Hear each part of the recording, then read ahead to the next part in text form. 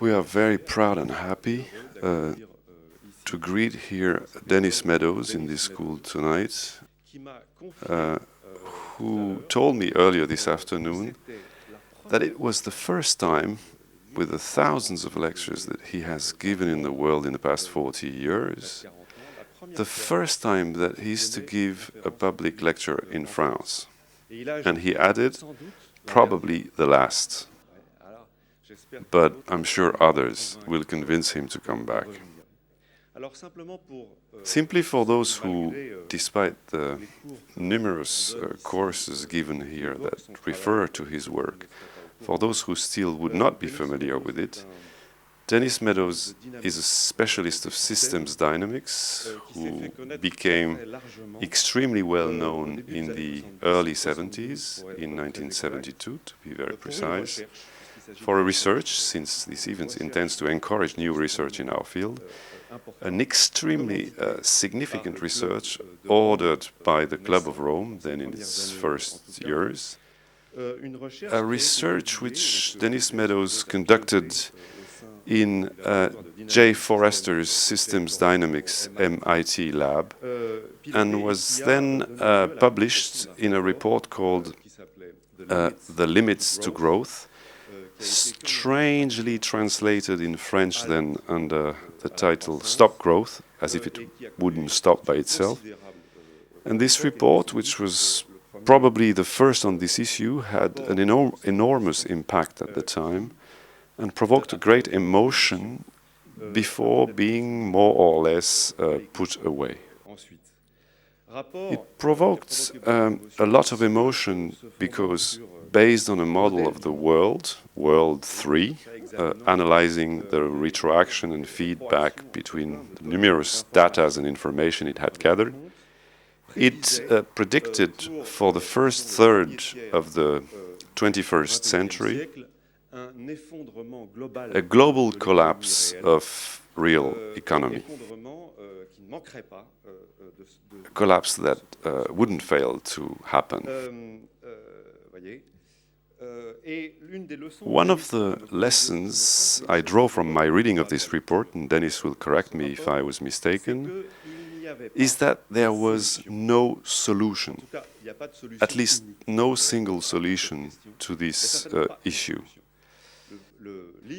The book developed several different scenarios to show that each time we focus on one solution, like checking demography or improve energy efficiency, as we discussed today, or explore the path of new and renewable energies, none of those so-called solutions in themselves could enable us to avoid going straight into the wall. Of course, some of them could slightly smooth the curve, delay the collapse of a few years, but all in all, there was only one sustainable policy, which was to follow them all at once and to play with everything at the same time. In other words, this problematic was of such a nature that it committed the whole brain and all the measures that can be thought of, the whole question being how to combine them and make them compatible between themselves. So here is a research that has been worked through 30 or 40 years. I don't think that there are many others on this planet who may claim to have explored this problematic for such a long time. And if the word sustainable or durable, as we say in French, still has a meaning, it could be used to describe this sustained research. 40 years, which probably makes Dennis Meadows the most significant researcher in the field today. The team thus produced two major updates of the work, one in '92, Beyond the Limits, where they explained that global economy was now overshooting the carrying capacity of the planet and spending its capital. And the other in 2004, the 30-year update. I hope there will be a 40-year one next year, which basically confirmed their previous analysis but showed that a delay of 30 years in taking action had only made everything worse. Now, the good news in this country, which suffers from an unbelievable delay in translating important books, the good news is that a French translation of the 30-year update is finally going to be published by Rue de l'Échiquier next spring. The publisher kindly sent me this image showing the future cover of that book and a subscription flyer which includes a quote from Jean-Marc Jancovici, where this specialist on the issue of energy and climate change explained already several years ago that it would be a work of public utility to translate and disseminate this book in our educational institution. He was thinking of our elite schools, such as the École Polytechnique, business schools, the School of National Administration, but I would indeed add the School of Architecture to that list. So you can contact the publisher to order the first copies of this book that will be out soon. I'm almost finished, but I'd like to add one thing. This morning, Luis Fernandez Galeano said that architects often think with and through images, probably too much. And I found two images of Dennis on the web. Here you see the thinker with a high speculative capacity, but who at the same time has his feet firmly grounded, strongly anchored in the ground. But what strikes me also in this first image is the hand, this open hand principle of caution, which does not point at one single solution, as if to show that the problematic is indeed complex and multidimensional. And it's this same hand that you see again in the other image, which was chosen by the school as the poster for this lecture. This reminded me of something. The School of Athens by Raphael, representing all the philosophers of antiquity as a ballet of hand gestures. Each philosopher is characterized by a particular movement of the hand. It's very much the case for the two central figures of the scene, Plato on the left and Aristotle on the right. They both hold one of their major writings, Plato his Timaeus and Aristotle his Ethics, but the other two hands are the most interesting. That of Plato points one finger upward towards the idea, the ideal or essence. And it's funny because, as you see, that gesture is perfectly inscribed into the ascending movement of the architectural pilaster just behind, as if architecture was about upheaving the world. And then Aristotle's hand, wide open and turned downward, as if to say, well, perhaps we should rather look at the way the real world functions if we want to be able to possibly manage it. To speak the language of contemporary philosophy, you have on the one side the principle of hope and on the other the principle of responsibility. As for Meadows, his hand, at least in my view, is clearly inkling on Aristotle's side. If there is still one hope to be born, it's from precise and attentive consideration of all these complex and interrelated problems. So, Dennis, I apologize for having borrowed your hand, and you may now have it back. First of all, please let me explain another aspect of that picture. Sébastien told you about my fingers. I want to tell you about those shoes. That picture was taken in Moscow at a university in the winter. And it's necessary when you go someplace in Moscow in the winter to go through a lot of snow. So those were my shoes for snow. That's the reason. But I think now I have to put a different picture on Wikipedia. This is a very silly picture. So, as you know, probably from looking at the title, I'm going to talk today about preparing cities for the age of declining oil. Of course, I don't know very much about cities in any scientific way, but I know a great deal about declining oil.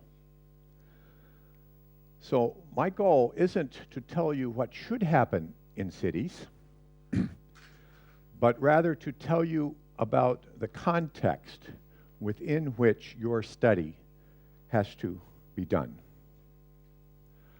I don't know what you should do in a city, but if you ignore what I'm going to tell you about oil, I promise you it won't be very successful. Now, I do know something about Paris and energy. 2 years ago, I had the great pleasure to spend 1 week on the Nivernais Canal. This is a 180-kilometer-long canal dug in the 1700s through Clamecy, Alger, and so forth, specifically to float firewood to Paris. It was an enormous business in those days to bring wood up to satisfy the energy requirements of Paris. You know, the two main energy sources for Paris in those days, well, three: wood for heat, hay for transport, and food for the people, for the labor force. So I was on the canal, which was dug just to provide the energy. 110 locks, 110 écluses, just in order to facilitate the movement of wood into Paris. So we see in those days, it was a very interesting goal. And now we don't think about it because oil is so easy. But oil is becoming much more difficult. And again, we're going to have to give explicit thinking about the question of energy.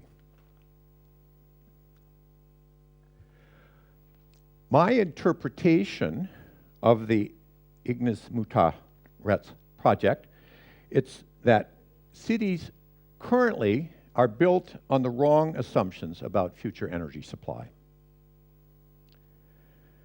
The project, which you are starting, will undertake to identify some of those errors, I hope, and to prescribe better paths for future urban development, which will help to avoid social problems that are coming because of falling energy.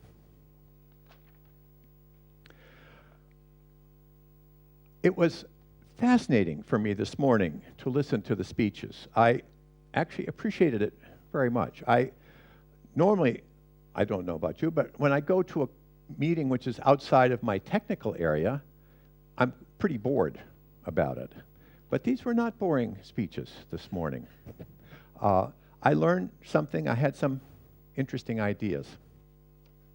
But I also saw what I think were some habits of thought which we have to change.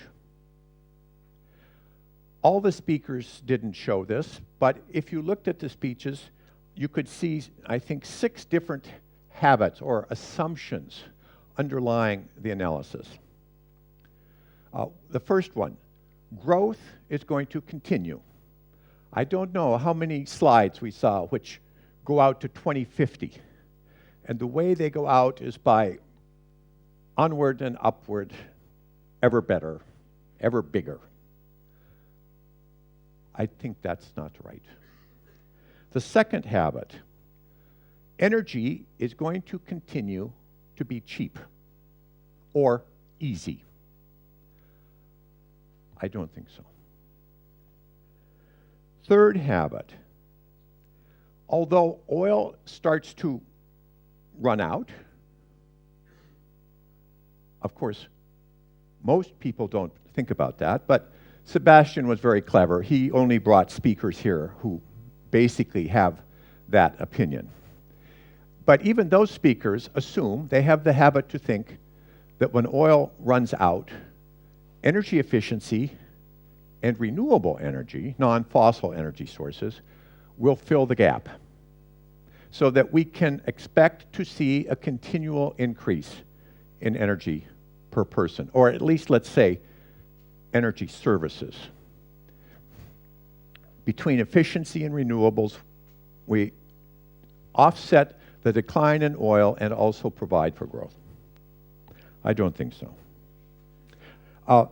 Another interesting assumption, a habit for architects, is the idea that social problems will be solved by new construction. But the first speaker said that, you know, something like 1 or 2% of the city is renewing each year. I see that crisis is coming in 5 years. Oh, there they are again, huh? 5 years. We don't have time to rebuild the city in order to solve those problems. Of course, we will build new buildings. They should be smart, not stupid. But we don't imagine that the building of new buildings is going to solve the problems. We need urgently to think about reconstruction. I hope this last panel on recycling has that understanding of the term. Another assumption, another habit, so deep, we even didn't mention it here, was that our lifestyle will stay the same or get better.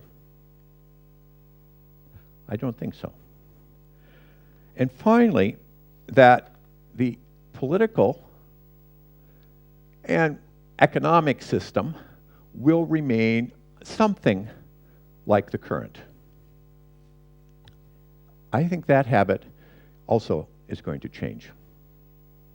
I think that we are in the beginning of a revolutionary period. 100 years ago, almost every European lived under a king. And that king was in a family which had been ruling for centuries. And nobody could imagine a different kind of political system. And then, over the space of a few years, 10 years, the Russian Tsar, the Turkish Pasha, the Austro-Hungarian Emperor, the German Kaiser, they were all swept away. Also, the Chinese Queen. And shortly thereafter, the Japanese Emperor, who in those days was an absolute ruler. I was in East Germany in 1986. After a conference, I went out into a pub, a beer pub, and I speak German. I was talking with the workers, and I said, do you think the Soviet Union ever will leave East Germany? Oh no, they said. Impossible to think so. They have been here so long. It is so important for them. They will be here forever. 3 years later, gone. We're in that kind of period. Now, some of you will disagree with me on my underlying assumptions, and I'm happy during the question and answer period to discuss my reasons for these beliefs. But I ask you, during my speech, don't sit there thinking how to criticize my assumptions. Instead, say, maybe it's true, or suppose it's true, what does it mean? And then we can have a useful discussion, and later we can come back and look at the things. I'm going to show you many pictures and slides. You can get them from Sébastien, so you don't need to write any of this down. Better than that, I'm also going to show you a couple games. Our Spanish colleague this morning said, effectively, a picture is worth 1,000 words. It's true. But a game is worth 1,000 pictures. So I said that you need to change your habits. We're going to play a game about changing your habits. So you have to put down your stuff.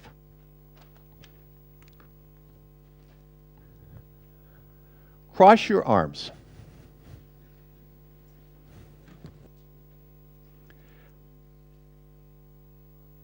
Please look down and see which wrist is on the top.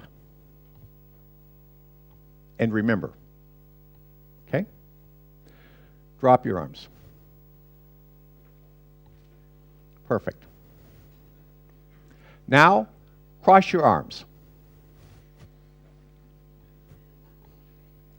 Look down and see which wrist is on the top. And remember. Okay. Drop your arms. So, I'm a scientist. I like to gather research data. I'm going to ask, everyone who had the same hand up both times, raise your hand. So I did. Almost everybody. I guess it means there's some optimum technique. So let's see what it is. Everyone who had the right wrist up both times, raise your hand.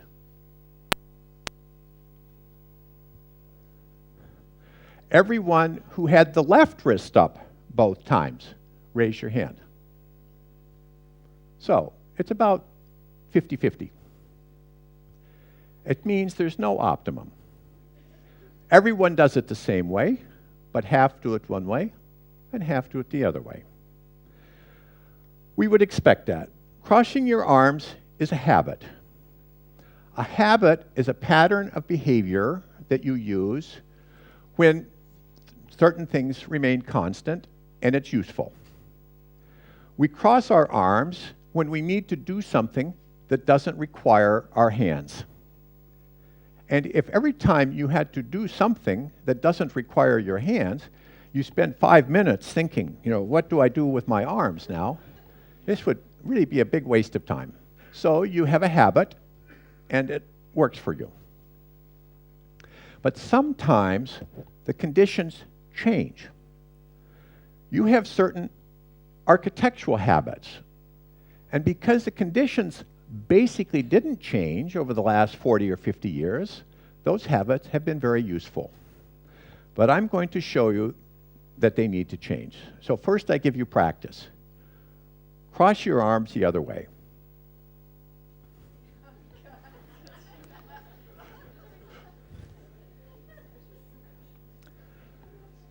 So,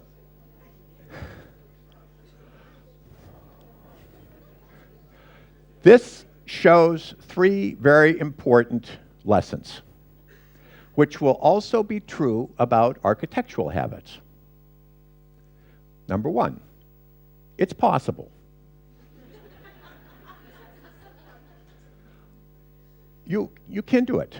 But, number 2, it's difficult. You have to think about it. And at first, you probably make mistakes. Number 3, it's not so comfortable at first to do it the other way. This will be the case with the new architecture. We can do it, but we're going to make mistakes. We're going to have to think about it, and many people will be very uncomfortable. So we shouldn't imagine that we're going to have a big committee and take a democratic vote about some new direction. It doesn't work like that. We say in English, excellence never gets the majority vote. Now, just because you're in the minority doesn't mean that you're excellent. So, but you shouldn't expect that even if you are excellent, everybody's going to agree. What Sébastien didn't point out, but you remember, some of those philosophers got poisoned by the majority.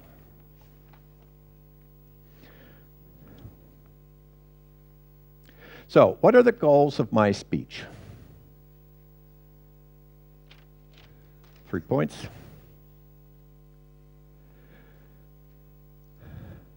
I'm not going to give detailed recommendations to the project about the specific features of the city.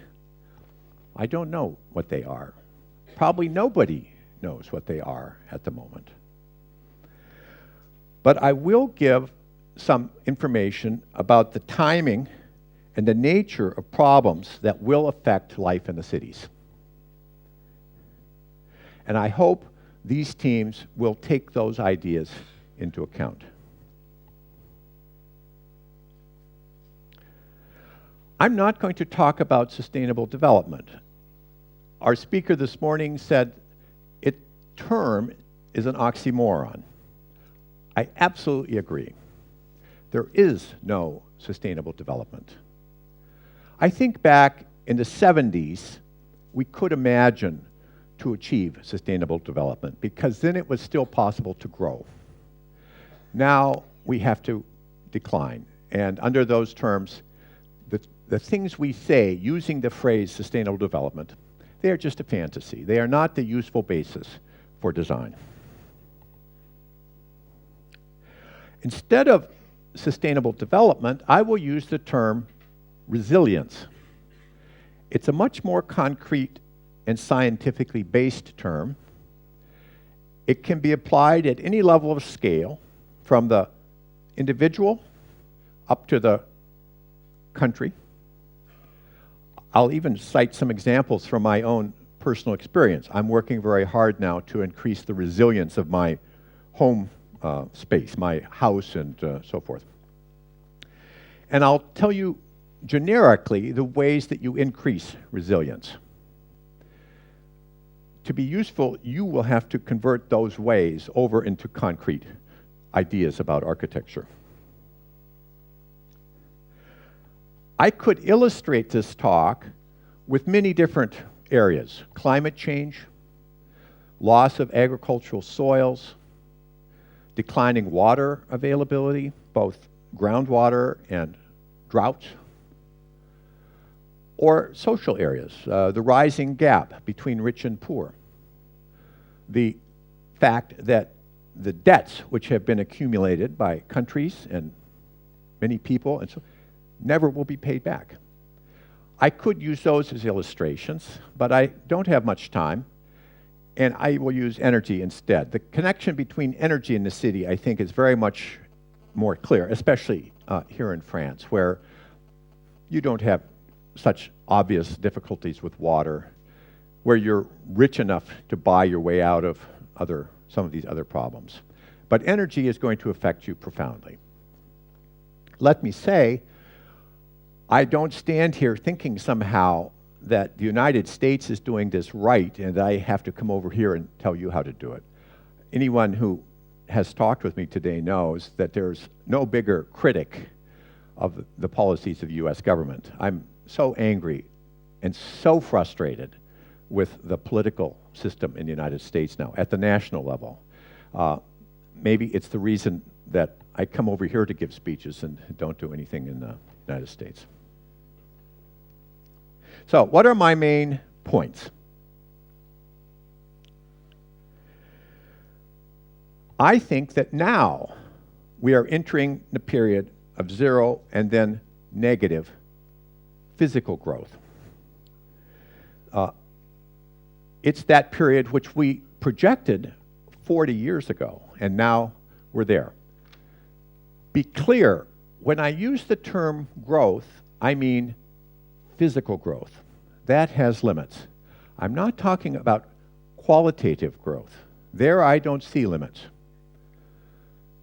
Many of you have or will have children. In the early years, you are very proud if your child grows physically. Bigger, faster, taller, you are very happy about it. But if your child continues to grow at the age of 20 or 30, you start to become very unhappy about this, even embarrassed. Probably you don't let the kid out when you have friends coming into your house. It's not appropriate to keep growing physically. After the age of 15 or 20, you want your kids to grow qualitatively, learn more languages, improve their sense of self-worth, have more friends, get better ethics, all of those things which can go on forever, for the rest of life. We need now to understand how that can be done for our society. For the moment, we only focus on physical growth. Actually, it's so interesting. If you watch the unfolding chaos of the euro, these desperate efforts to save the financial system all assume that the solution is with growth. In fact, it was growth that caused these problems in the first place.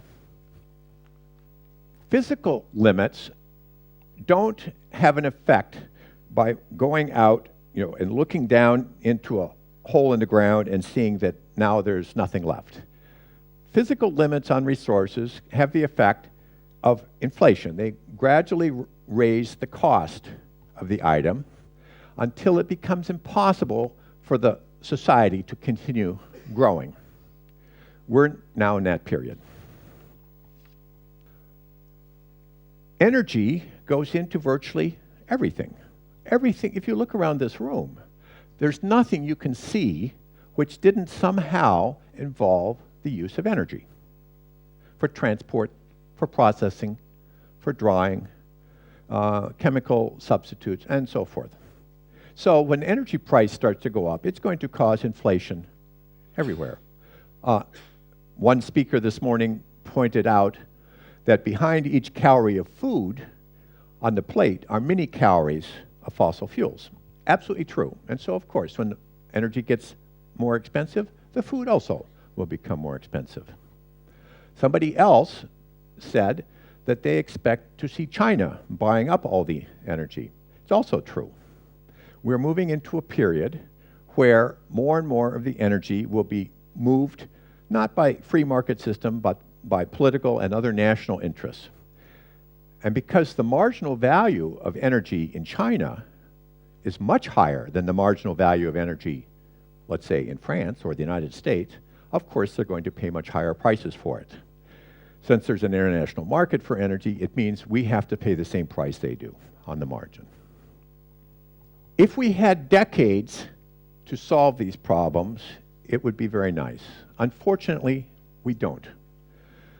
Oil production has already stopped growing. It's now on a plateau, and the best thinking is that that plateau will stop in another year or two, and then we will see rapid decline. I show you some pictures about that. It means, among other things, material standards will go down. Now, what do I mean material standards? I mean the amount of capital, physical stuff that we have. However, human welfare, happiness, the quality of our life actually could continue to go up under these circumstances if we start to think about it. If we ignore the problem, then when we start to lose our stuff, we will become much less happy.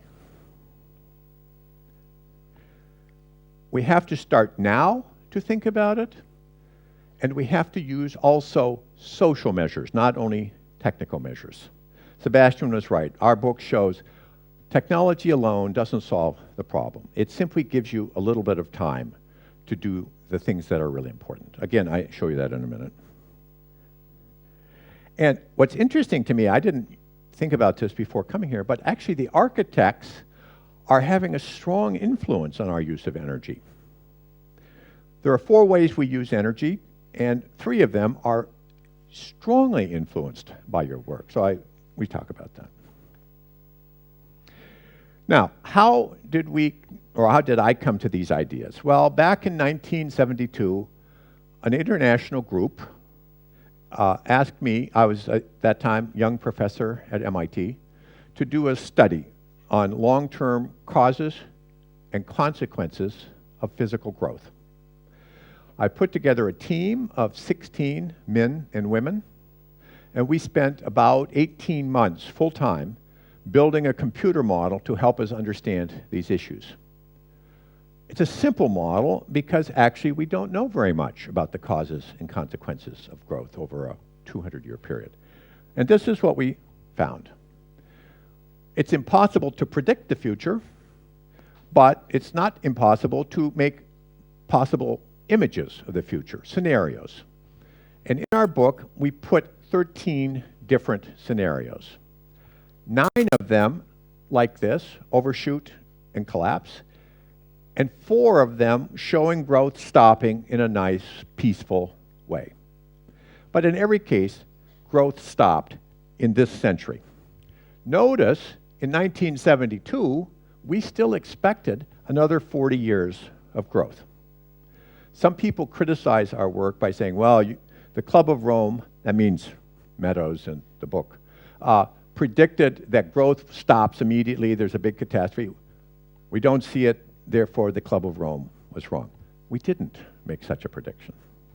We expected that industry, population, and so forth, only food per capita peaks out. Food production keeps going, but population grows faster, so that food per person starts to go down. And actually, it did start to go down in the 90s in real data. But most of the variables continue up into the early decades of this century. Now I sent this to Sébastien for translation, and afterwards I noticed that this is in the wrong place. I don't see it. It's over, both of these are in the wrong place, actually. You can calculate. We took the time off of here because we didn't want people trying to decide if it's going to be September or October, when something is happening. It has no meaning. We also took off the numbers here. But I give you a hint. If you get the slide and then you notice that each of these dots is 5 years, then you can figure out. And this is actually over here, 1972, and 2011 is just about right here, just at that first peak. We said that if we don't slow down, there's going to be really big troubles. So, what happened? You can see.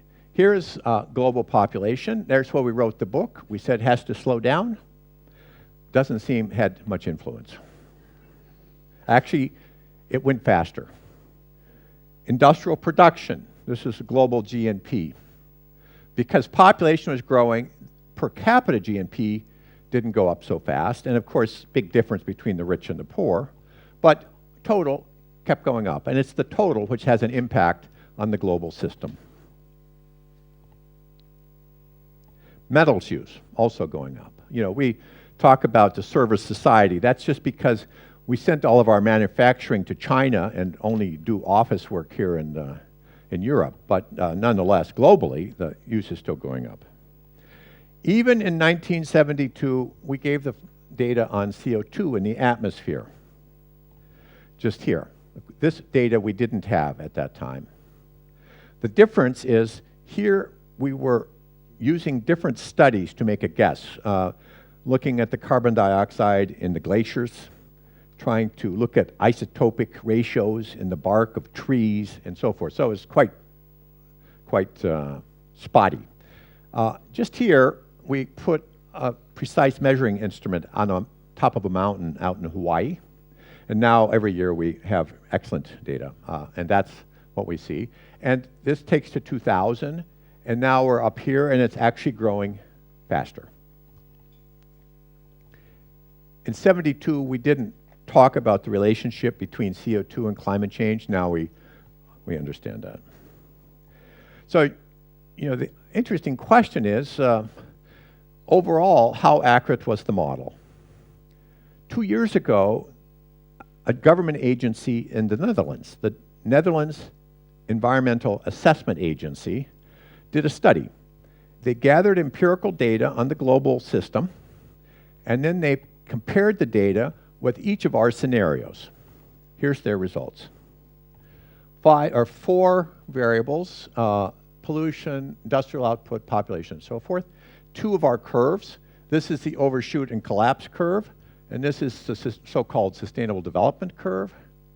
And you can see that, at least according to this study, number 1, the model was quite accurate, and number 2, unfortunately, the global system is still heading on the path which causes overshoot and collapse. As a result, we are far above sustainable levels. The question, how many people could the Earth support, is a tricky one. It depends on many things, technology, ethics, sharing, many things. The best job so far to understand this question has been done by Mathis Bakernagel. Many of you know this concept, global ecological footprint. He calculates the global ecological footprint. In 1972, globally, we were about here. This is one world. That's something like the sustainable maximum possibility. So when we were here, you could talk about sustainable development. You could think about how to slow down and stop before crossing the limit. But now we're actually out here at about 150%, and the rate is accelerating. You probably ask, how could you be above the sustainable limit? Well, of course, first of all, by not being sustainable. But imagine you have a bank account, and for many years you put money into the bank account. It gets bigger and bigger. And then for a short period, you can take money out much faster than it goes in. Not forever, but for a short time. Finally, the bank comes down to zero, and then you have to stop. That's what we're doing today. Global humanity is using up energy, agricultural soils, water, forests, biodiversity at a rate much faster than the planet can give them to us. We're drawing down the savings from the last millions of years. Today, except for Antarctica, where we don't have good data, every single resource on every single continent and all the resources that we can reach in the oceans are being used far above sustainable levels. They're all deteriorating. There's not a single place on a continental scale where we are managing our resources sustainably. There are some cities and some forests and some parks where a few things are being managed, but on a continental scale, not. So that's why I think sustainable development is not a useful term. When you are here, it is. When you are here, it is not. It doesn't lead you into any useful ideas about what to do. Here you can go up, you have to slow. Here, you have to manage somehow to get back down in a peaceful, equitable way. Of course, the global ecological footprint in France actually hasn't increased very much over the last 10, 15 years. But notice the difference between what you use and what comes from your own country is going down, is getting bigger. So the gap is getting bigger. More and more of your services and goods you import from outside your country borders. And you're far above the global average. Now, let's look at a specific issue just to make this somewhat less philosophical and academic. I take energy. This is a plot, not mine, of data. Actually, you saw already this plot today. Different colors, same data. The green shows how much oil is discovered around the world in billions of barrels. And the black line shows how much oil is used around the world each year in billions of barrels. From 1930 up until 1984, we found each year more oil than we used. So the big fields in Saudi Arabia, Mexico, Iraq, and so forth, they were discovered in this period. We didn't use the oil, it stayed there under the ground. And those giant fields, the ones that really increased the green, are actually the principal source of oil still today. In 1984, consumption became bigger than discovery. And every year since 1984, 27 years now, we use globally more oil than we find. of course, we still find a lot of oil. Recently, there has been a lot of excitement about oil discoveries off the coast of Brazil, for example. I'm happy for the Brazilians. Petrobras is going to become very rich. That's the national oil company. Probably some US partners, oil partners, will manage to become very rich. But if you took all that oil, which has been discovered off the coast of Brazil, and managed to put it into the international markets, it would last for about 3 months. So, I mean, it's not a significant contribution to this problem. And the Brazilian discovery was big. That's why we're so excited about it. Usually they're much smaller. The easy oil, it means the cheap oil is gone. I showed you this in the graph. It peaked in 1960. Every year since 1984, we used up some of the oil which was under the ground. Just to put this into concrete, 2 years ago, we used 25 billion barrels of oil around the world for fertilizer and plastics and car gasoline, all the ways that we use oil. We found 5.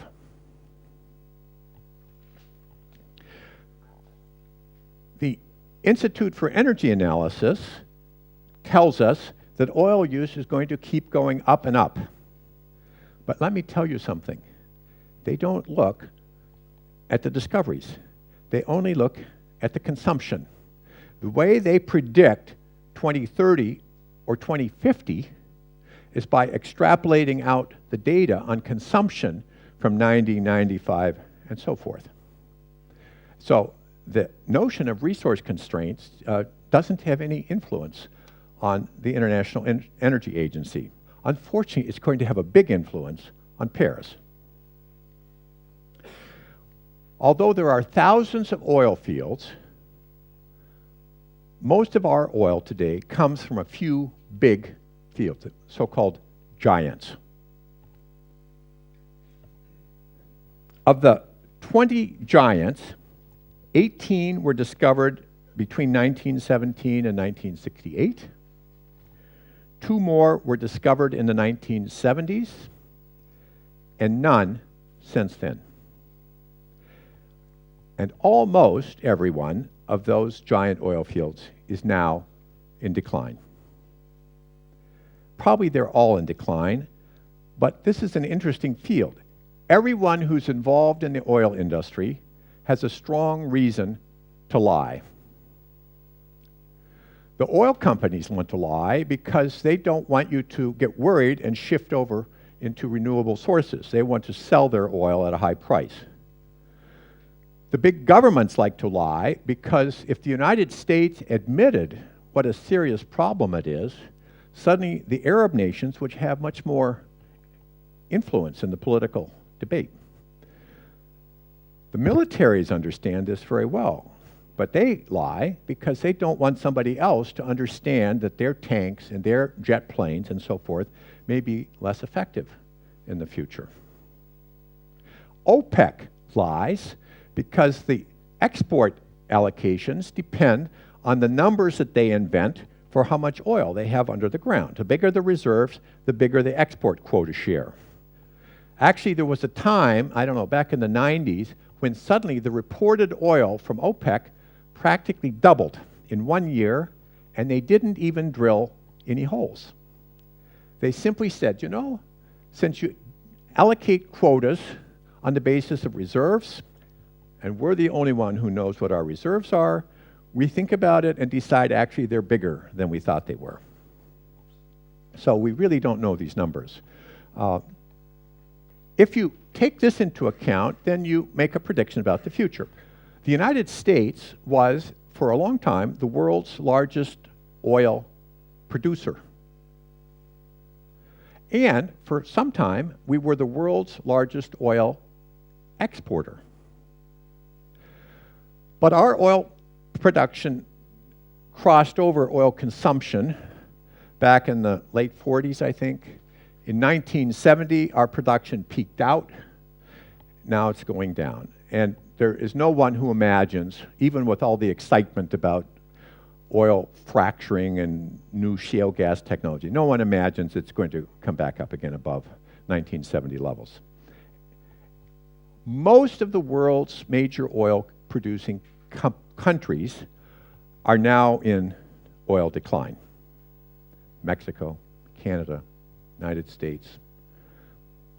I don't know if France used to have oil, but it's certainly producing less oil now than it used to. Belgium, etc. We can expect something like this. This is data, and it's the future. Now, things get complicated because it's a question, what do you mean by oil? This is conventional oil, and there's other ways to get oil. Tar sands, oil shale, deep water oil, heavy oil, light oil. But generally speaking, it doesn't make much difference.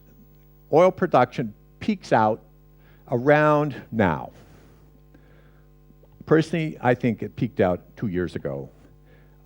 Some people think it will peak out in 2 years. It doesn't make a difference. We're on a plateau, and we're very close to the other side. And when it starts to go down, it's going to go down pretty quick. This bar shows a prediction by a German group, the Energy Watch Group. They thought, after doing detailed analysis about all the different oil sources, that by 2030, oil will be at half current levels. Institute for Energy Analysis is predicting it will be 30 or 40% above current levels. But remember, they don't pay any attention to the scarcity. They just think about demand. This is another way of showing it. And what you see is there was a period of rapid growth. Then the crisis came at that point, went back. Now, and recently, basically nothing. And the main oil is coming from conventional sources. The green and the blue, those are conventional sources, not deep, not dirty, not heavy oil, but standard oil. You can see the production statistics. From 1995 until 99, oil production went up 5.5% globally. See, people can lie about how much is under the ground, but once it moves out into commerce, there's pretty good statistics. So we don't know about domestic production or consumption so much in Saudi Arabia and Russia, but on the international market, we have pretty good data. So these numbers are pretty good. Between 2000 and 2004, it went up almost 8%. Since then, practically nothing. And as I said, 2 weeks ago, I was in Washington, D.C. at an oil conference, and there the expectation was that this plateau, which we see here, will stop in another year or two, and then we start to see a fairly rapid decline. Of course, if Europe goes into recession and China quits growing, which it will sooner or later, the plateau will be a little bit longer, but basically we're now in a period where the easy oil, the cheap oil, is gone. One of the basic assumptions of modern architecture, the fact that, that's the fact, which lets you build the same house in Saudi Arabia and Nome, Alaska, is that the assumption that energy is cheap, and you can pump enough energy into the building to bring its climate to acceptable conditions for the people who live there. In the days when energy was not cheap, architecture varied enormously from one place to another because it had to deal with the kinds of climate that Professor Daniels was showing us this morning. There is an objection that, of course, renewable energy sources are growing very quick. Be careful. When somebody is trying to be optimistic about renewable energy, typically they include conventional water power. So Austria is very proud how much energy they get from renewable sources. But most of that is from big dams that were built long ago and which cannot be built more in the future. The growth in conventional dams is basically finished. We're not going to double the amount of electricity we get from conventional dams. And the other major conventional source is burning wood. Some industries, the paper industry, gets a lot of energy by burning lignin. Many houses are heated by burning wood. Mine is heated by burning wood. But once again, there's not much potential for growth in that area. So if you really want to think about what's going to solve the oil problem, you have to think about photovoltaics, deep geothermal, and so forth. And it's growing. But we're talking about that.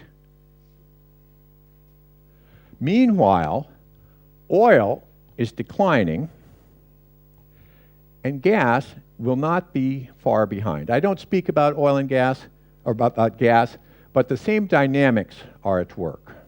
The conventional thinking is gas will peak about 20 years after oil. Even coal is going to peak much, much sooner than the 400 years that you suggested. When you do a really good study of what coal actually could be used, the peak is, between now and 2050. It's not so far away. So if this is collapsing fast, it doesn't make a difference what kind of growth you have here. You still have a problem. Obviously, we need to stimulate renewable energy as much as we can. It's a wonderful thing. But we shouldn't imagine that's going to solve the problem. This is how it looks in France. Fossil fuels, this is nuclear, you see, since about starting late 70s. This actually is a little wrong because they're counting electricity and oil equivalents, which means you multiply it by 3. And in the case of nuclear, that's a very questionable number. Here's renewables there, mainly wind, I guess. Since I'm sorry, that's hydropower, and so there's the other renewables. Okay. If you look about how it's used, so 13% is agriculture. Let's see these numbers here. It's hard to tell these colors, I'm sorry to say. But so transportation, residential, and commercial, they are the really big users. Those are the things which you influence with the space that you design. You don't have very much influence on agriculture. And you have practically no influence on high temperature heat. You influence the amount of heat which is required to warm the space of a factory, but you don't influence through your designs how much heat is required to drive the industrial processes, the chemistry and the paper and so forth. Nonetheless, architects are responsible for about 2/3 of this energy. Now, we can't blame all these problems on you, but I mean, you need to be part of the solution. Consumption of energy in France has been more or less constant, but again, it's a little misleading. First of all, you're far above the average globally, and the cost is going up enormously because oil prices have been growing very fast during this period. You see that here. This is, I remember when there was so much car gasoline, the companies used to have wars, who could sell the most.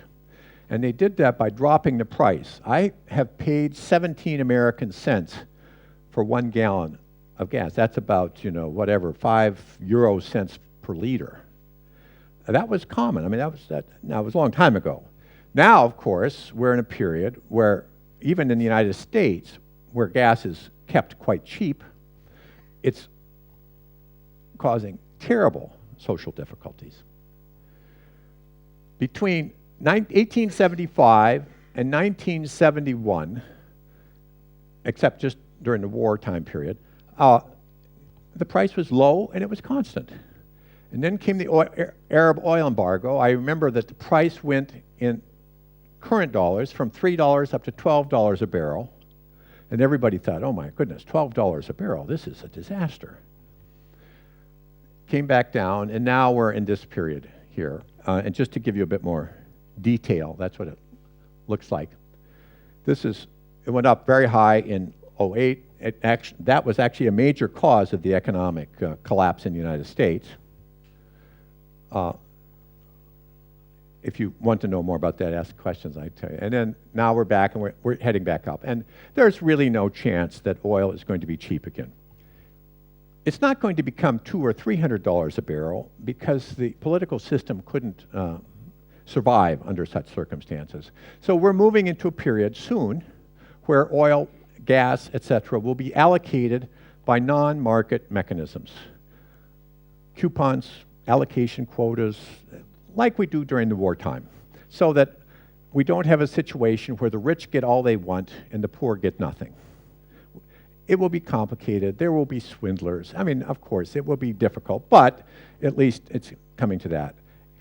Whether the oil has the market price of 200 or it has a market price of 100, but you can't get so much, has enormous consequences for you in terms of where you locate your structures and how you design them. Now, we need to reduce oil. Why? Because we're not going to have it. One of the principal laws is you can't use what you don't have. I know some, mainly economists, don't agree with that, but I take it as an operating idea, at least. And the question comes, what causes oil consumption? Oil consumption can be envisioned as the product of 4 factors. Population, the amount of capital per person. This is something like living standard. That's your car, your house, your clothes, your light bulb, your refrigerator, and, for the moment, a little bit of this room. All this stuff. It's a little bit of the airplane that I flew over on, and so it's all that capital. Times the amount of energy required to run the capital.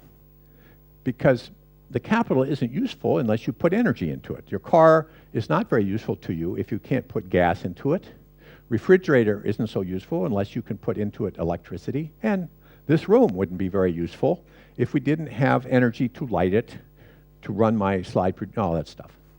And then finally, the fraction of the energy which is coming from oil. Now, you can make this same equation for the other crucial factors, food, water, and so forth. But I just do it here for energy, and the main ideas are the same. Over here are the technical measures. Energy efficiency and efforts to improve renewables. In Europe, especially Germany, but Europe overall, Denmark also, Austria also. I mean, so in Europe, there has been actually quite good progress here. But think, these you're trying to take down towards zero so that you're limited somewhat in the progress you can make. Meanwhile, we ignore this and we assume that this is going to keep going up. So if you ignore these or even encourage them to grow, no possibility to do something over here that brings us back down. It's one of the reasons I tell you that this is going to start going down. We can do it deliberately in a way that's relatively good, or we can stand back and it will go down anyway. As soon as your car doesn't have any gas, it drops out of this term, etc. Now, this seems maybe a little catastrophic, but actually you need to have here a historical perspective. I'm almost 70 years old. I was born in 1942. Here. This is cumulative oil use. Another way to understand this curve, since I was born, humanity has used 6 times more oil than during the previous 300,000 years. There's been about 1 million generations of people, Homo sapiens. Mine got to use the oil. The first 999,999, they had to do with grass and wood, and then finally they got a little bit of coal, but they didn't get oil. I got the oil, and you. And by the time I'm gone, most of the oil will be gone. And then the next 999 generations will have to use something else. They will, of course. The question is, will they like it or not? Probably they will be a little unhappy that we used it all for ourselves. Notice, when new oil is discovered, there's never any discussion, should we save it for our children? Never. I never heard that in any public debate. So, but the point is, when I was born, we had warm houses, we had light. We didn't have television yet, but we had radios. You know, we had a good life. So it's perfectly possible to have a good life without oil if you think about it. But you need to think about it in advance. You can't just go from one day to the next suddenly. You know, I take an example. If you are in a car which is driving 200 kilometers an hour down the road, and then I came and take away 25% of your wheels, you don't go 150 miles an hour, you crash. And we've built that kind of a system for our energy supplies. We need to do this in a gradual way. And the problem is made worse by something which is not discussed: energy return on investment. That's the useful energy that comes out. Obviously, if I have to use 2 barrels of oil to get 1, this isn't very interesting. Initially in the United States, if I took 1 barrel of oil and used it to produce capital, pipelines and trucks and drills and all the stuff you need to get oil, that 1 barrel gives me back 100. 100 to 1. It's no wonder that Rockefeller became so rich. That was a really good business. But now the oil is smaller fields, deeper. It tends to be underwater, far away. In the United States, it's not 100 to 1 anymore, it's 15 to 1. OPEC is about 30 to 1 and falling. Actually, recent statistics show that the relationship between energy use and GNP is getting worse. It used to be that GNP went up faster than energy use. Now they're going the other way around. The energy use is starting to grow at a little bit faster rate than GNP, probably because the energy return on investment is going down. It's one thing to talk about trillions of barrels of oil in the oil shale and the tar sands. But if you realize that the energy return on investment from them is like 3, totally different matter. You can't think that a barrel of tar sands is the same as a barrel of oil which comes up out of the Pennsylvania cornfield. It's a totally different matter. The people who lie about oil reserves also lie about the tar sands and the oil shale because they want us to keep using the capital that needs oil. Now, let's look at the alternatives. Here's several different ways to generate substitutes for oil: nuclear, coal, hydropower. This is deep geothermal, not shallow geothermal, wind, etc. And you see the EROIs are 5, 7. Wind, hydropower, pretty good. Wind is actually not so bad, etc. This is 8. This is a good coal plant. This is a coal plant where we take the dirt back out of the gas. In China, the number is 80. If you dig the coal out of the ground, stick it into a coal plant, and don't care about the damage, it's about 80 to 1. That's why the Chinese like coal so much. And unfortunately, why many other people are going to start promoting coal again, because it gives you pretty high return.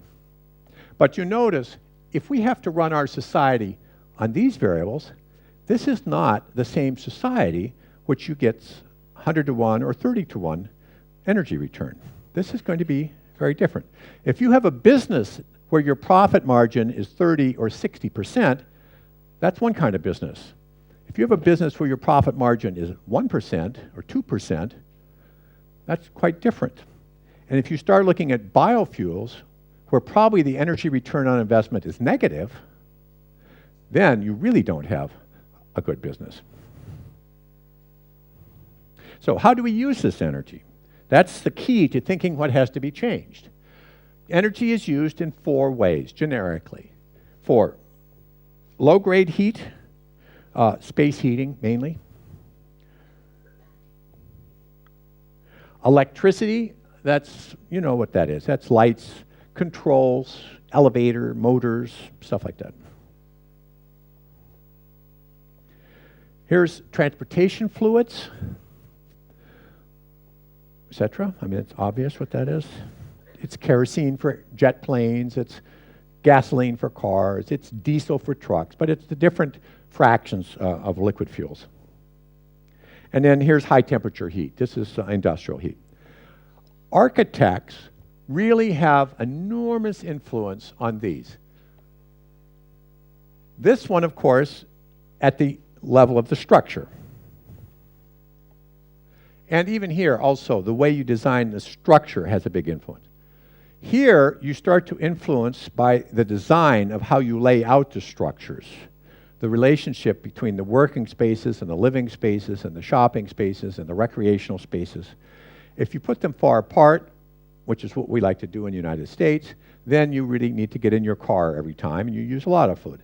If you keep them together, much less. These are the variables that need to be considered, at least the first 3, when you start thinking about the city of the future, because each of these is going to have much more difficulty with energy. So what to do about this? I said I don't like the term sustainable development, but I do like the term resilience. And I propose resilience as a design principle for architects. Resilience is the capacity of a system to absorb a shock and to continue functioning, which means to continue doing what it's supposed to do. If you ask how to make something more sustainable, it's a very ambiguous discussion. If you ask how to make something more resilient, almost immediately people can start to discuss specific issues. In the past, we have not focused on resilience. We have focused on efficiency. Efficiency is the ratio of output to input. All the outputs that we can sell over all the inputs that we have to pay for. That's why economists consider a lot of things to be externalities. They don't have to pay for them. We have to, but they don't have to pay for them. So for them, they are externalities. But growth, if you want to have growth, you need profits. If you want profits, you have to increase your efficiency. And what's happened is we have pushed efficiency so far that we start to make our systems not resilient. It means brittle. Brittle is the opposite of resilience. I could speak for an hour about this curve, but I just pointed out that there's a field of resilience. There's a professional society of resilience, etc. It started in the biological fields, and now it starts to talk over onto socioeconomic. Take the Japanese, for example. They have always been the example of efficient manufacturing. Many of the efficient innovations in industry started in Japan. For one thing, just-in-time manufacturing. Just-in-time manufacturing means no inventories. Something comes down the assembly line, and at just in time that you need it, a truck comes to the back door, and you take off the engine or the whatever, stick it in, and keeps going. Incredibly efficient. It saves all that money that you used to spend on inventory. But when you have Fukushima or floods in Bangkok, suddenly that one factory, which is producing efficiently for the whole world, doesn't work anymore. After Fukushima, even in the United States, some of the car factories had to drastically reduce their production because for reasons of efficiency, they had started using one source of supply. We need now to push back into the middle. It won't be so efficient, but it will be much more resilient. So please remember, that's almost my last slide here. Strive for resilience, not sustainability. we're not going to be able to solve these problems with new construction. We have to learn how to retrofit. It will be interesting because as real income starts to go down, the amount of space that we want for housing, offices, and so forth will go down. So there's going to be a lot of extra space. Actually makes retrofitting easier. Just don't put money into construction companies. Remember that we need to focus on social and psychological changes more than just technical. That's an interesting area for you. Architecture, the way you lay out space, has enormous impact on the patterns of communication amongst people, even if they don't think about it. So you have really there some interesting possibilities. Remember that we aren't going to have growth like we used to have. It's not going to become cheaper in the future to pay for something than it is now, quite the contrary. And it's going to be much more difficult to borrow money in order to pay for things. Don't imagine you're going to solve these problems with cheap and abundant energy. And don't wait a long time because these things are starting now.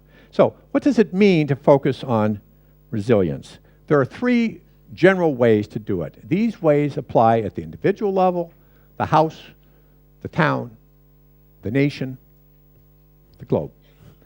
Work where you have the possibility to do it.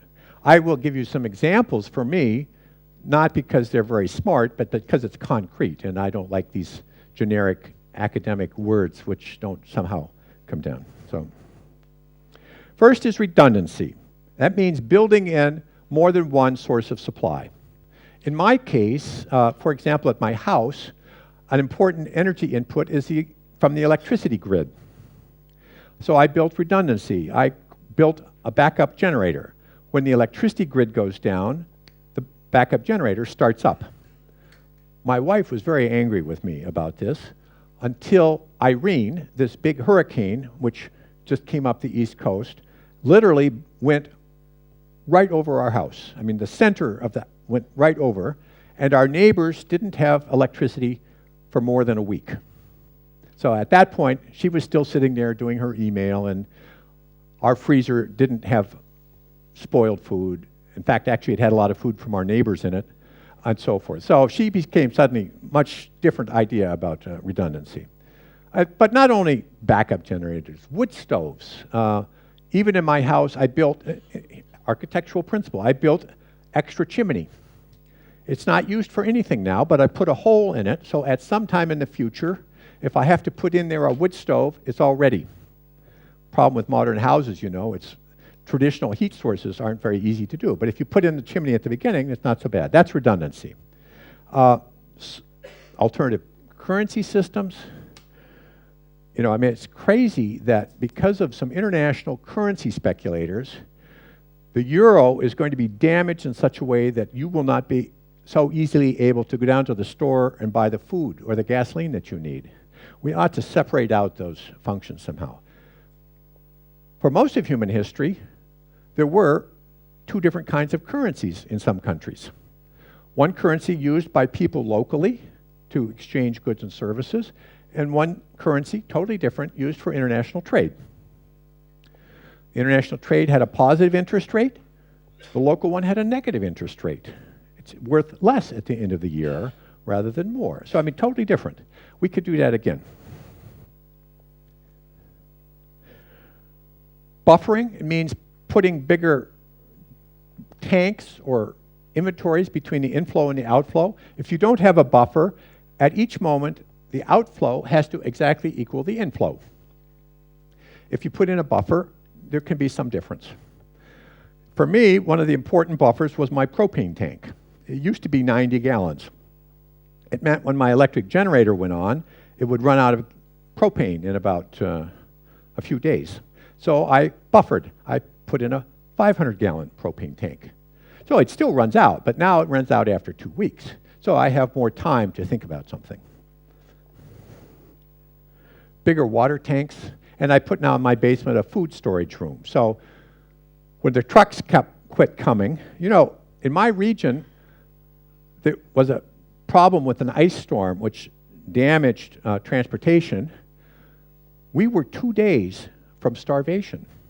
When the trucks quit coming into my region, the food quits coming. And the stocks in the region are quite small because it's so efficient to have small stocks. And therefore, we were very close to being hungry. But finally, we cleared it and the trucks came again. But at some point in the future, it won't. So it's better to have a buffer. And efficiency.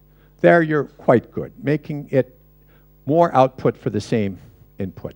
Those are things which are useful. Okay, now I'm just going to do one more quick game and then I stop. This is about implementation.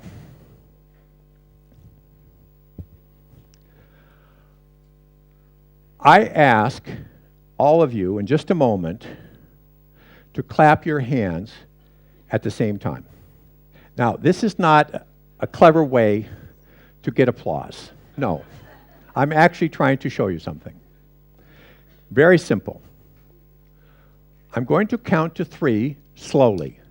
1, 2, 3. Then I say clap. Precisely when I say that word, you do it. So I'm going to count to 3. 1, 2, 3. Then I say that word, and you do it at that moment. And if we're successful, outside they hear one quick noise. Here we go. 1, 2, 3, clap.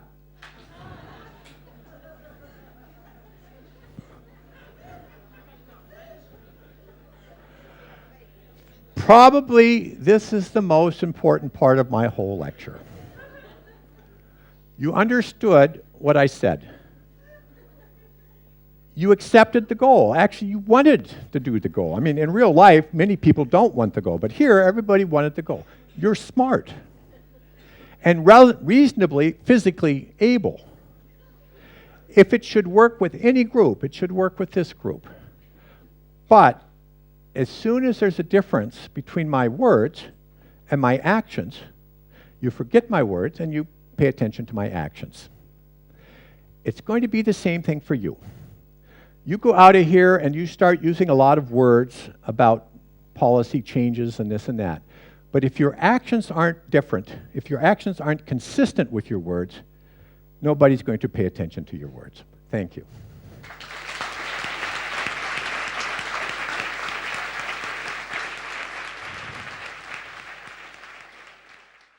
But, so you said there was a link between the Can you oil... put back just a... Yeah, Yeah. Thank you. A link between the oil prices and the crisis in 2008.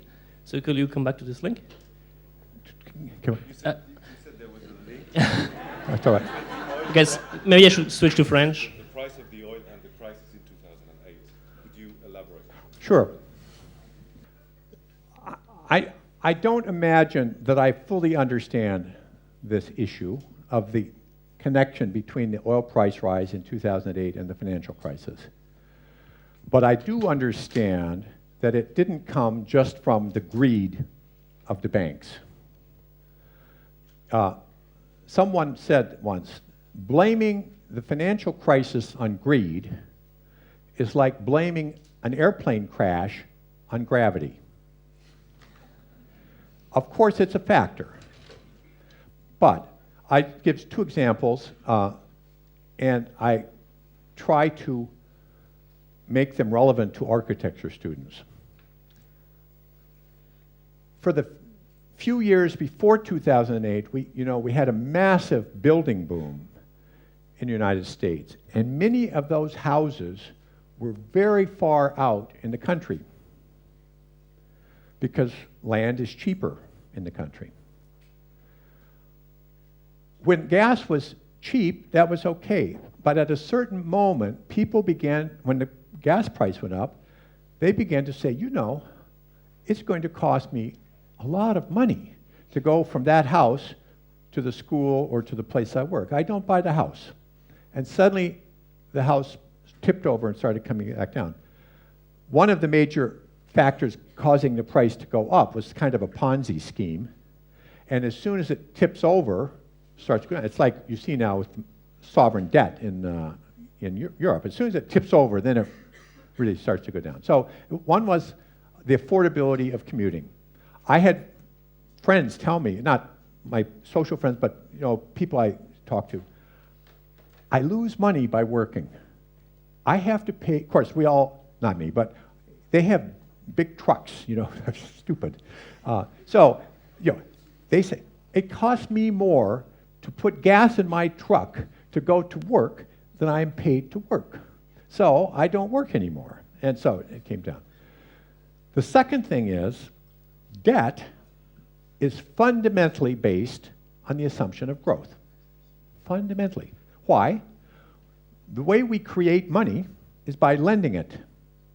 Loans come with an interest rate. It means if you borrow 100, automatically it's imagined that you pay back 100 plus the interest. Where does that interest come from? It only can come from growth. As long as there is growth, you can imagine to pay back. Now we're in a period of zero growth. We aren't going to pay back these debts. Now it's the sovereign debts, but soon it will be your pensions start to be under threat. Already in the United States, public government agencies are canceling their pension obligations. They can't afford to pay. They assumed taxes keep going up forever, and so it's cheaper in the future. Now the taxes don't go up, they can't afford to pay. So that's how the two ways that the energy crisis was connected to the collapse. And it took us 30 or 40 years to get into this situation. It's going to take 20 or 30 years to come to the other side of it. So I mean, absolutely no possibility that somehow in Brussels they are going to do something so over the next couple of weeks then everything will be okay again. No, I mean, I think we understand that. The politicians lie because it's inconvenient if someone asks you about long-term problems. You don't have any long-term solutions, so they don't speak about it. But that's the connection. So when the limits to growth went out, there were many criticisms from the economical world. And can you tell us about that? And can you tell us what were the arguments? And what were the reasons why they were so violent? Well, thank you for asking me. So the question, two questions.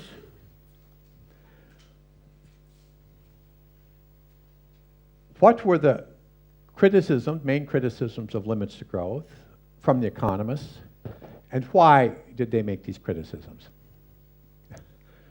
Well, I would be happy to spend a week telling you about this, but I just give a few ideas.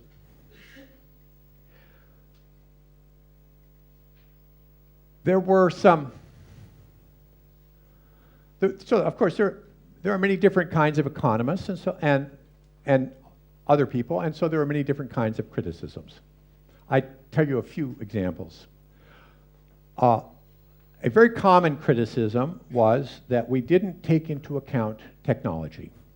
That technology is going to change the output-input relationships enough to adjust to scarcity. This criticism, in my mind, often was made by people who have no technical training. I mean, they really don't understand technology. For them, technology is an abstract coefficient in the Cobb-Douglas production function, which you need to have in order to fit historical data. I mean, they don't know about laboratories.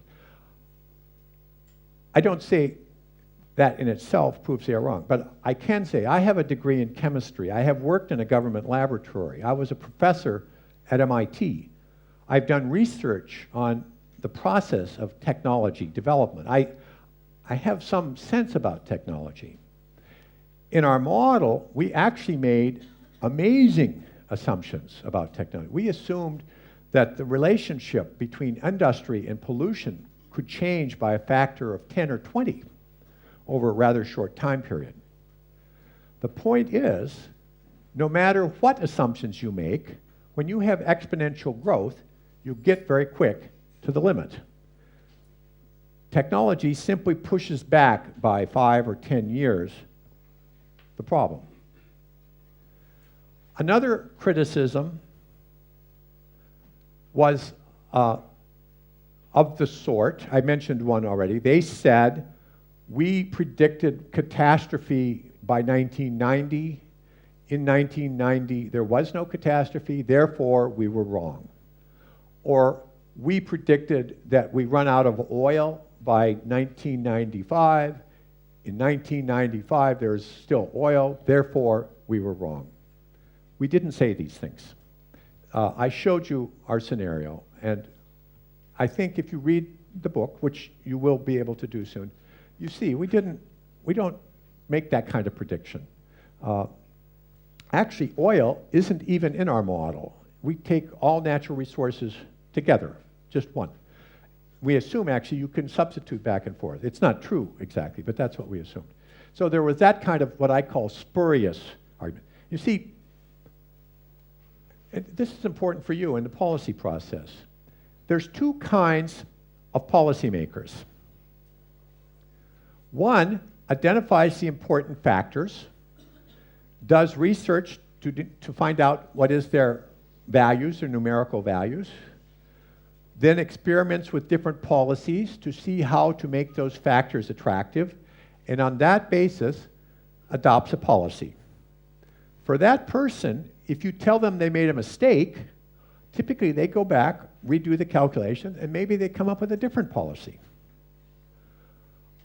The other kind of policymaker does it in exactly the opposite direction. They know what policy they want. Then they look around to see what factor would justify that policy, and then they see what numerical values have to exist in order for that factor to be relevant.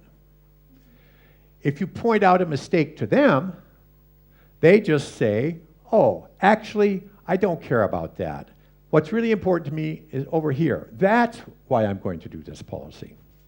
You know, we see this with the climate debate. Some people say, I don't worry about climate. It's a fantasy because the glaciers are getting bigger, not smaller. This was in the papers. Then some scientists go out and they do studies, and then they come back and say, oh, actually the glaciers are getting smaller. And then a policymaker says, I don't actually really care about glaciers. I care about polar bears. We get more polar bears every year, therefore I'm not worried about and then you go and you do the study, and no, the polar bears are in big trouble. Then he said, oh, I don't care about polar bears, really. Actually, for me, what's interesting is so you just spend your whole life trying to change their mind, and it never works. The spurious criticisms, I think, came from the people who don't like the idea of limits to growth and simply wanted to discredit it. You know, and of course, in the days of the internet, you have what's called urban legends. These are false facts which are so spread out that everybody accepts them to be true. They never actually go back. You know, I say most of the people who criticize limits to growth never read it. Of course, most of the people who praise it never read it either. You know, but you need to, if somebody criticizes, at least you could ask them, where do you see that in the book? Often they will say, oh, I didn't actually read the book. I found it on the web. There are criticisms that we looked at one world, and we should recognize that there's 170 countries, and so forth. So, I mean, those are the kinds of things. And the price mechanism. Fundamental to the thinking of economists is what I call the discount rate. Well, they call it discount rate. It means that interest rate, the percent you use to combine consequences which are spread out over time. If today I say, do you want to have a $100 bill or you want to have a $50, well, I don't say dollars, let's say yen. You want to have a 100 yen or you want to have 50 yen. That's no problem. You take 100. But suppose I say to you, I give you 50 now, or in 1 year I give you 100. Now you have to start thinking about time and how much does something change over time. It's the discount rate. The main criticism of limits and limits-related issues now, like climate change, is this question of discount rate. Recently, Lord Stern published an analysis of climate change and proposed a very aggressive action. Nordhaus, an economist, couldn't criticize saying that Stern didn't understand, because Stern is actually a very famous economist. So he had to say he uses the wrong discount rate. If your discount rate is low, then you should pay a lot now to avoid problems later. If you have a high discount rate, you're only willing to pay a little bit now to avoid big problems later. But notice, the discount rate is based on several assumptions, which apply also to our model. First, that you know what's going to happen. We don't know what's going to happen. We don't know what's going to happen 5 years from now. We for sure don't know what's going to happen 50 years from now. That's the first assumption. The second assumption, that everything which happens can be expressed in monetary terms. And that we are the ones who get to pick the interest rate to decide whether people in the future should be happy with that or not.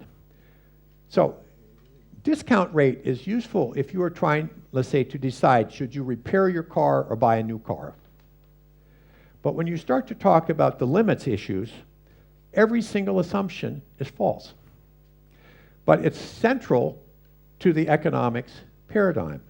And being an economist, now let me say, by economist I don't mean just professor of economics. I mean those people who look at the world through an economic frame. That's many different people. Government leaders and many people. That economics frame has become the source of enormous power, income, influence, and people don't give that up very readily. Also, when they have a very short-term perspective. So, if you permit, can I show one quick game? Sorry.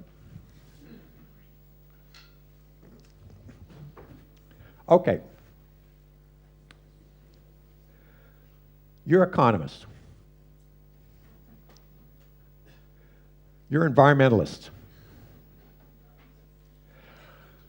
I'm going to teach you how to look at things short-term and long-term. Make a circle. So make it like this. When it's out here, this is very narrow. You just see a little bit. When it's here, it's very broad. You see big. Short-term, long-term. Okay, now let's look short-term. I want all of the economists to look at me, at that thumb. Oh, you're an environmentalist.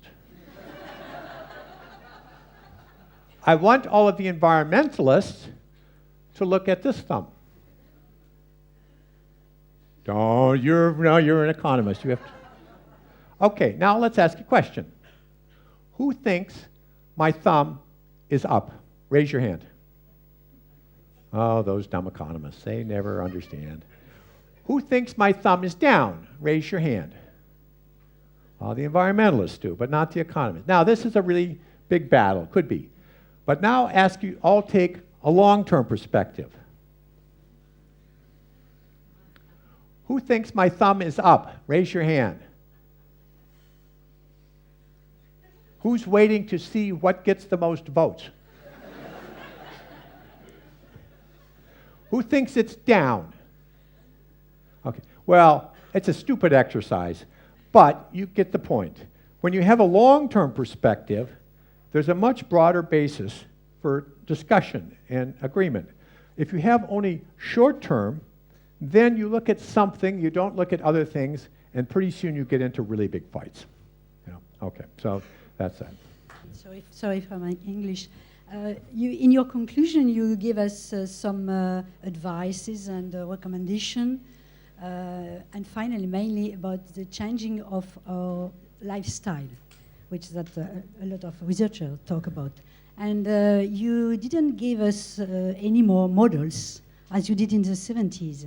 Any more? Models of growth or collapse of the I just Earth. talked about my model. Your models, yeah. Well, so what's the question? So the question is, so you change your mind, but you change the models from computering that you did in the 70s in MIT for lifestyle and changing of way of living and recommendation and advice Okay. and So- finally speaking.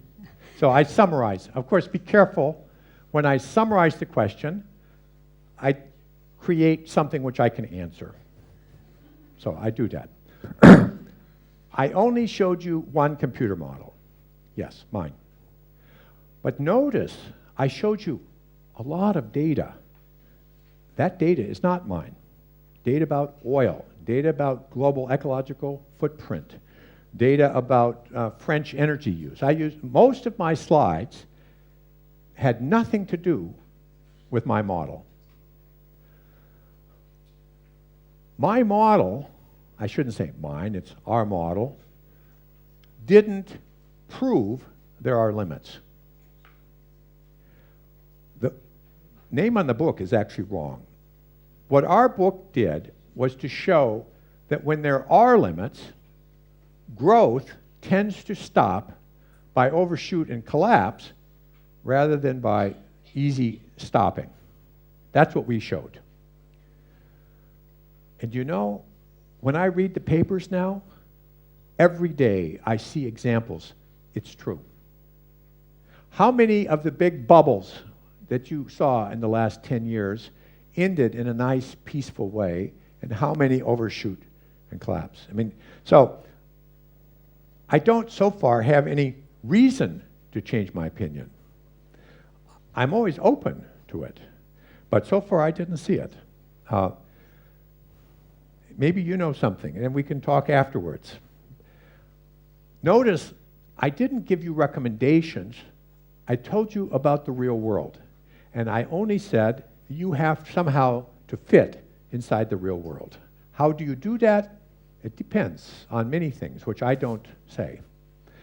The Muslims will do it different than the Christians, than the Buddhists. The people who are low income will do it in a way different from the people who are high income. I don't imagine everybody does it the same way. I don't imagine I know how they should do it.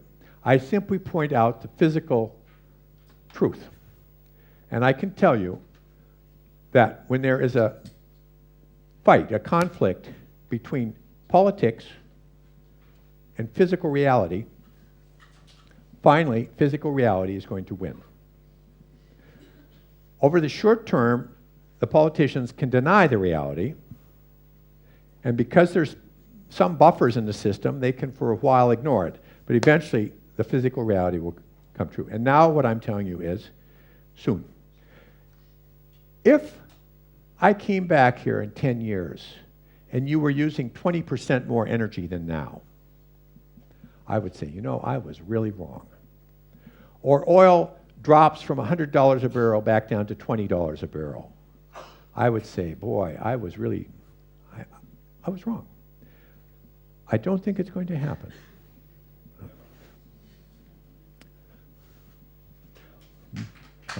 Okay, thank you.